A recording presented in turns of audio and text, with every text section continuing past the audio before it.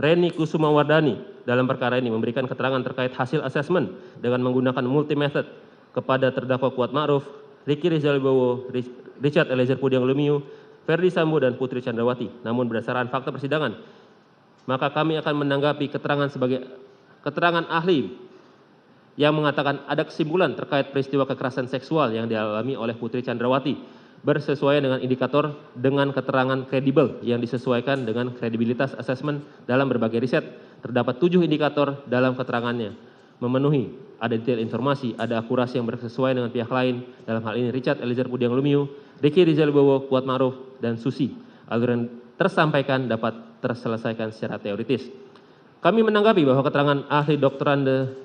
Reni Kusumawardani terkait dengan kekerasan seksual yang dialami oleh saksi Putri Chandrawati bertentangan dengan keterangan ahli lain yang telah diambil sumpahnya dalam persidangan sebagai berikut.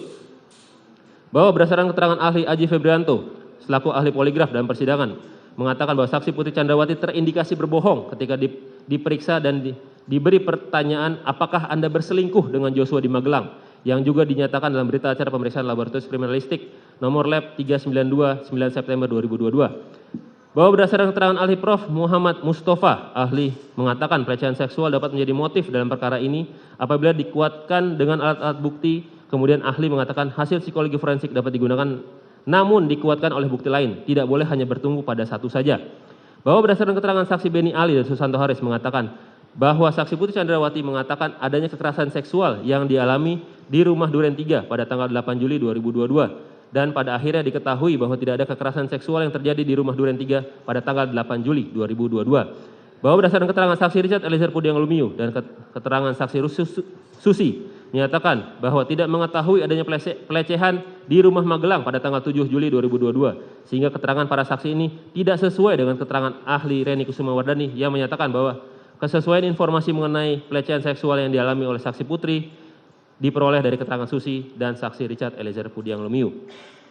Kemudian dikaitkan dengan keterangan saksi Putri Chandrawati yang tidak mandi, membersihkan badan maupun mengganti pakaian setelah adanya dugaan pelecehan seksual, padahal ada saksi Susi sebagai ART perempuan yang dapat membantunya.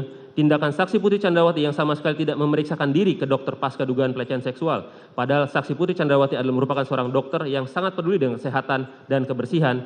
Adanya inisiatif dari saksi Putri Chandrawati yang masih meminta dan bertemu untuk berbicara dengan korban selama 10-15 menit dalam kamar tertutup setelah dugaan pelecehan. Tidak adanya tindakan saksi Ferdi Sambo meminta visum padahal saksi Ferdi Sambo sudah berpengalaman puluhan tahun sebagai penyidik, dan tindakan saksi Ferdi Sambo yang membiarkan saksi Putri Chandrawati dan korban berada dalam satu rombongan dan satu mobil yang sama untuk isoman di Duren 3, serta keterangan terdakwa Kuat Ma'ruf terkait duri dalam rumah tangga, sehingga dapat disimpulkan tidak terjadi pelecehan pada tanggal 7 Juli 2022 di Magelang, melainkan perselingkuhan antara saksi Putri Chandrawati dan korban Nofriansyah Yosua Huta Barat.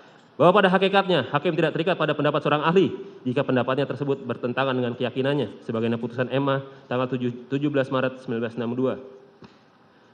Dalam buku pembahasan dan permasalahan KUHAP yang mengatakan dalam keadaan tertentu keterangan beberapa ahli dapat dinilai sebagai dua atau beberapa alat bukti yang dapat memenuhi prinsip minimum pembuktian yang ditentukan pasal 183 KUHAP. Alasan yang memperkuat alasan tersebut adalah apabila keterangan para ahli tersebut diberikan dalam bidang keilmuan berbeda dan apa yang diterangkan oleh para ahli tersebut bukan mengenai satu hal atau keadaan yang sama, tetapi mengenai dua hal atau keadaan berbeda antara yang satu dengan yang lain namun saling bersesuaian. Kemudian apabila dihubungkan dengan keterangan ahli mengenai adanya kekerasan seksual yang dialami oleh saksi Putri Chandrawati bertentangan dengan keterangan ahli lain maupun keterangan saksi, sehingga keterangan ahli mengenai kekerasan seksual yang dialami oleh saksi Putri Chandrawati tidaklah dapat diterima sebagai alat bukti yang sah sebagaimana diatur pasal 188 KUHAP.